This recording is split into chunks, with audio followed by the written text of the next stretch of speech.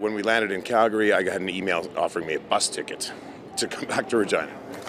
Regina-based musician Chris Henderson calls himself one of the lucky ones.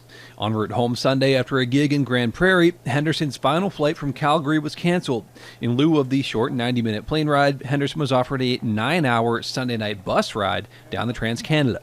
I asked them if, will I be reimbursed for my flight if I take this bus? And I was told no. So then I said, well, then I'm not taking the bus. Instead, he opted to wait for another flight, and as a solo traveler, he was able to secure one Monday morning, but others weren't so fortunate, like the Mathesons, who were on the final leg of their journey home from Cancun. They said possibly Wednesday night, more than likely Thursday, before we could actually get a flight back to Regina. The family of 4, which includes a 2-year-old girl, took the bus. Instead of arriving home Sunday evening, they rolled into town Monday morning after 2 a.m. and say they still haven't received any answers from WestJet about compensation. How did you think the bus trip went, Andrew? He can't see your thumb.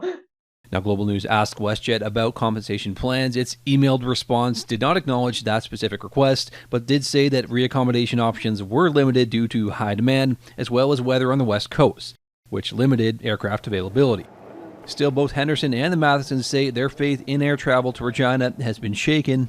Your sister kept waking up every 2 hours saying, I just want to go home. I just want to go home. But without any other options aside from WestJet to fly in from Calgary, they say for now they'll have to keep rolling the dice.